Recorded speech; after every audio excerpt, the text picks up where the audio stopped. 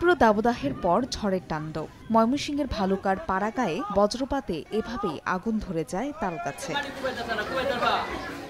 শনিবার রাতে প্রচণ্ড ঝড় বৃষ্টি শুরু হয় কিশোরগঞ্জের করিমগঞ্জেও। এ সময় ঘোনারবাড়ি গ্রামে ৫ বছরের ছেলেকে নিয়ে টিনের ঘরে ঘুমিয়েছিলেন ৯ মাসের অন্তঃসত্ত্বা রূপতারা। হঠাৎই দুটি গাছ ভেঙে চাপা পড়েন তারা। ঘটনাস্থলেই মৃত্যু হয় মা ছেলের। প্রচন্ড বাতাস আইসা ফাঁক মাইরা গাছটারে ঘরের উপর ফেলায় তাদেরকে ব্যারাক এবং খাট পালং ভেঙে তাদেরকে বাইর করছি। বাইর করে মেডিকেল পাঠাইছি। মেডিকেল বাইর পাঠানোর পরে মেডিকেল থেকে তারা মৃত ঘোষণা করছে। এদিকে রোববার ভোরে খাগড়াছড়ির দীঘিনালায় বয়ে যায় ঝড়ো হাওয়া। মধ্য বেতছড়ি গ্রামে হঠাৎই বজ্রপাতে একটি টিনের ঘরে আগুন লাগে। কিছু বোঝার আগেই ঘরে থাকা ঘুমন্ত মা ও ৮ বছরের ছেলে দগ্ধ হয়ে মারা যান।